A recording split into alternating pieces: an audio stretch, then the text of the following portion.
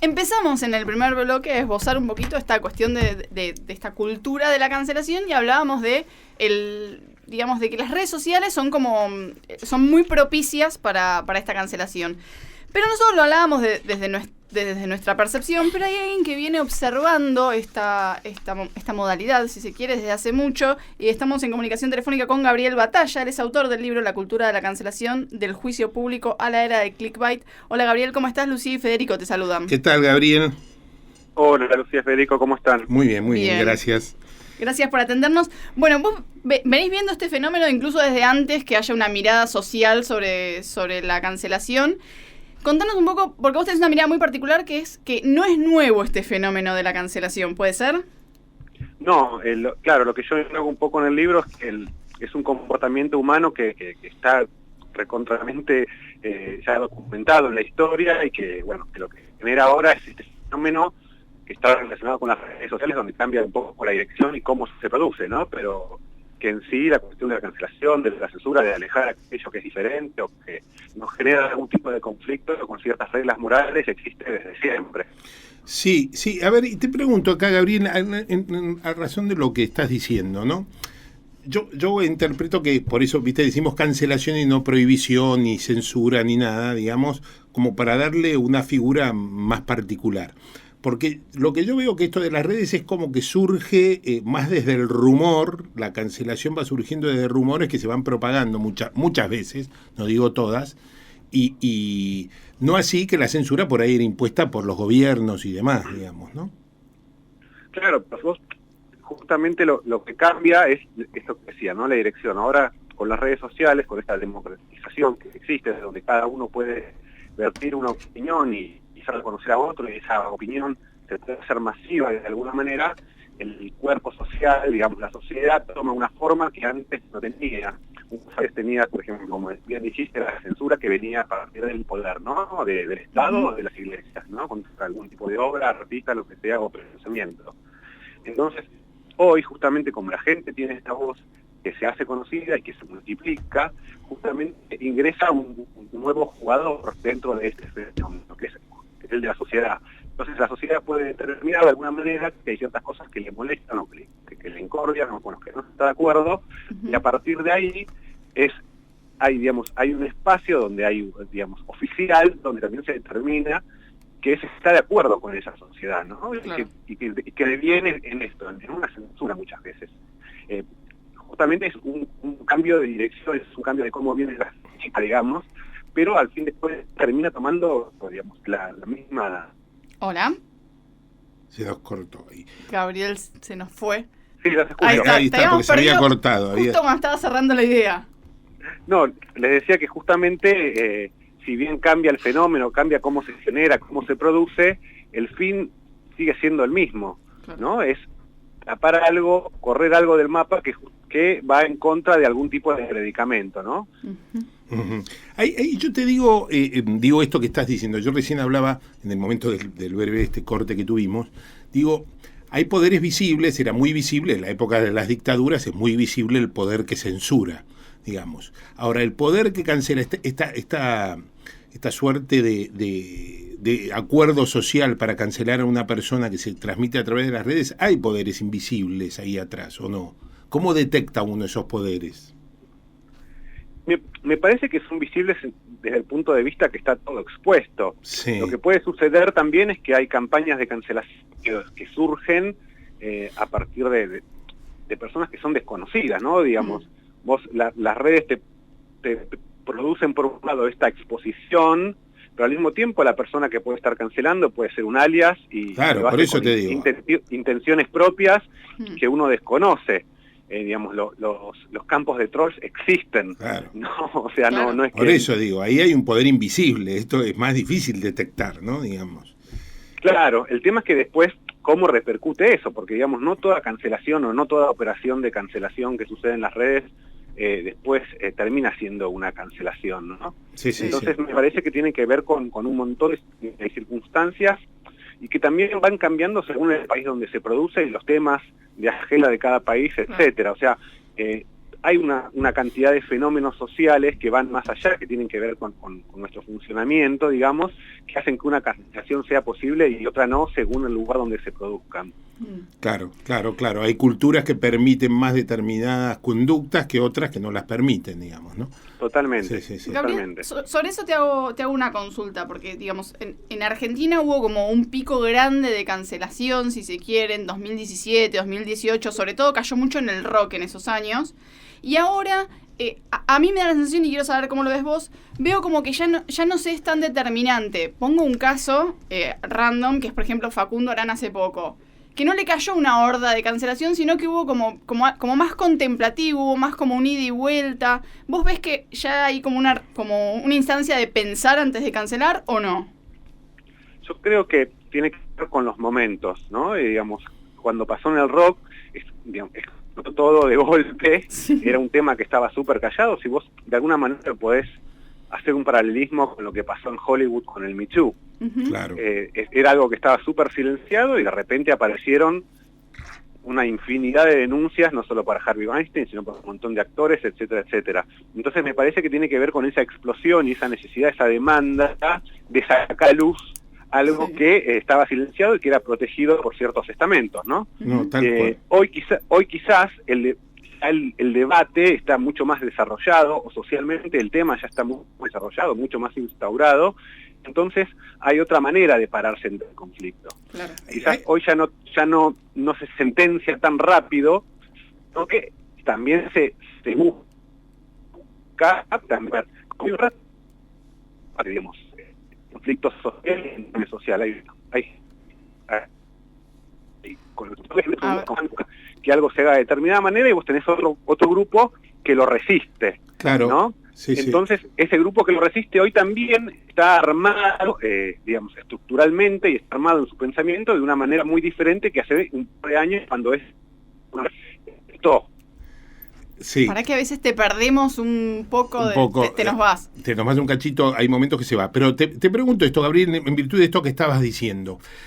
Digo, es más fácil, detectar o ver que se extiende más rápido la cultura de la cancelación con actores, actrices, por ahí productores y demás, que en el arte plástico, por ejemplo. Es más difícil verlo. Es decir, yo veo que muchos resisten el paso del tiempo y que como en la pintura, por decirlo de alguna manera, o la escultura, se da menos la cultura de la cancelación. ¿Esto es así? Es así, pero también depende con el sujeto y depende también de muchas circunstancias. A ver, lo que pasa con los famosos, por llamarlo de alguna manera, con la gente de la televisión o del cine, es que el nivel de exposición es mucho más. Digamos, todos conocemos a un actor determinado que trabaja en Hollywood. Claro. No todo el mundo conoce a pintores. Claro. Eso es así. Y el mundo del arte está más supeditado a... hay que decirlo, es un poco más de nicho, ¿no? Es un poco más de gente que está relacionada, etcétera, etcétera. Entonces, al mismo tiempo, el arte, digamos, tiene una cuestión de desafiarse a sí mismo en los lenguajes, ¿no? Sí. El arte es un espacio donde se puede ser intransigente, si bien hace algunos años cierto conservadurismo, ¿no? y cierta cuestión de agenda dentro del arte, porque hay que decirlo, en sí uno espera que el arte sea un poco confrontativo y que sea un poco disruptivo y que nos moleste de alguna manera. Sí. Es parte de su función, ¿no? En cambio, en el cine lo que sucede es también que hay estructuras atrás que tienen miedo, por llamarlo de alguna manera, por todo lo que pasó con la época del Me Too, que hacen que se tomen ciertas decisiones en pos de no incomodar, ¿no? Porque a fin de cuentas estamos hablando de producciones que valen millones de dólares y que esperan recaudar el doble o el triple de esos millones de dólares para que sea solvente. Claro. El arte, el negocio pasa por otro lado, porque la persona que adquiere arte, por decirlo de alguna manera, generalmente, cuando hablamos de ciertos artistas de renombre, porque hubo relaciones a Picasso, etcétera, no es para cualquiera, ¿no? Poder hacerlo. Claro. Entonces el negocio de alguna manera, no se ve afectado, digamos. Claro. El coleccionista no va a dejar de comprar un Picasso porque Picasso fue un misógino. Claro. Es así, porque Picasso sigue siendo Picasso y dentro de 100 años va a seguir siendo Picasso. Está bien. En cambio, digamos, hay industrias que son mucho más del momento, ¿no? Que necesitan de ese momento para poder solventarse. Ahora, mira ahí, ¿no? Digo, me estoy yendo un cachito en realidad, pero digo, como consecuencias de determinadas cancelaciones o determinadas culturas, digo, imperantes en determinados momentos. El otro día leí un artículo en un diario, no recuerdo ahora cuál, que dice que hay determinadas producciones turcas y algunas, de Asia, digamos, que proponen, abro producciones para Netflix y demás plataformas, digamos, que proponen un sexo soft, que es el que abandonó Hollywood, digamos, ¿no? Es decir, con el Me Too es como que el negocio soft de la cultura erótica soft se redujo y lo aprovechan otros y tienen un éxito rotundo. ¿Cómo se explicaría esto? Bueno, digamos, se explica desde el punto de vista que hay una demanda. Y vos al dejar de cubrir esa demanda, digamos, alguien toma la posta sí. y le saca provecho. Esto funciona así en cualquier tipo de industria, ¿no? Sí. Es la lógica, digamos. Y más en cuestiones de sexo, digamos, que son transversales de todas las sociedades. Claro, pero a lo que voy yo es como que la sociedad, no, o sea, en realidad la cancelación vino de un determinado sector y por ahí la sociedad no está cancelando eso. No, yo creo, es un poco retomando la idea que decía antes, que tiene que ver, en el caso del cine hay mucha cuestión de anticiparse a posibles cancelaciones, ¿no? Sí. Tratar de evitar generar, digamos, conflicto con un mensaje, con un tema, etcétera, justamente para no tener problemas a posteriori. Es una autocancelación.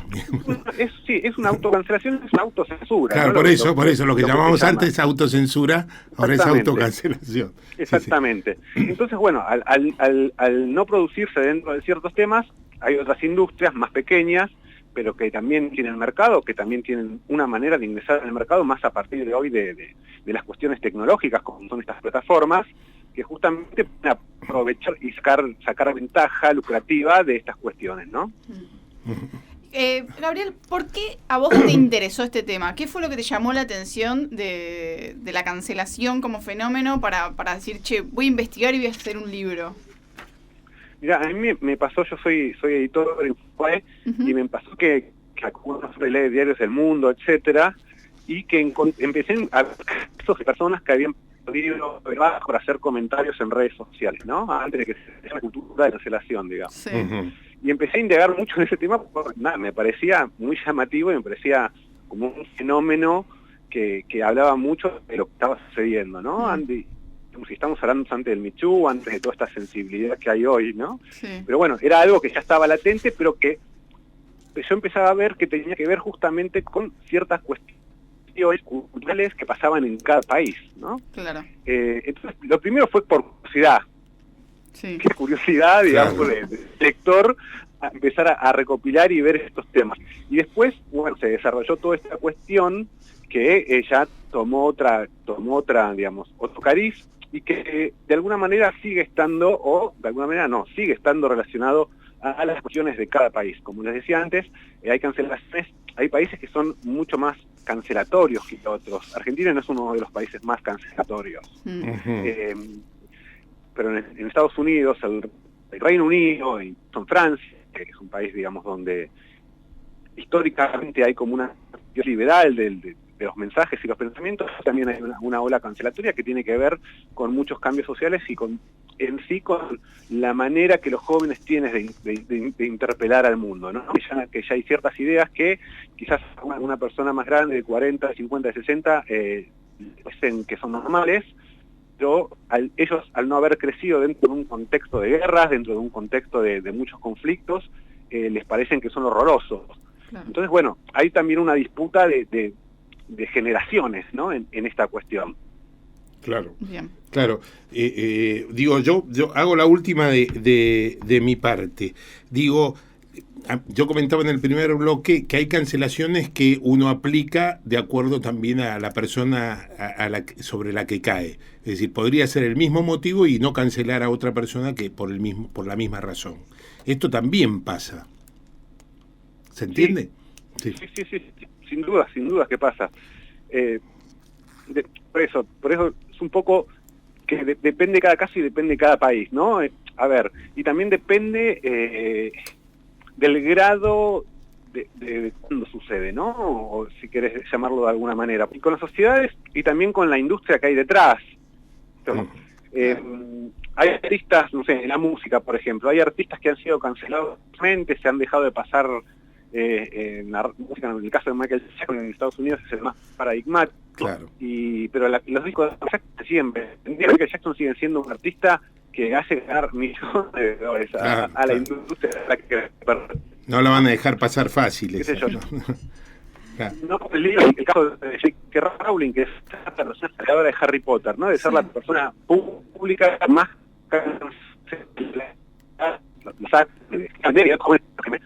Gabriel, te escuchamos pero muy mal, pero igual te queremos agradecer un montón la charla. Pasaba Gabriel Batalla, autor del libro La cultura de la cancelación, del juicio público a la era del clickbait, ayudándonos a pensar un poco esto, que claro, que depende mucho de las sociedades. Acá, por ejemplo, Michael Jackson no está tan cancelado, y en Estados Unidos Bueno, a mí como nunca fue de mi devoción Michael Jackson, tampoco, no, es lo que decía antes, yo ya lo tenía digo individualmente precancelado, pero bueno, no hay un tema en ese aspecto.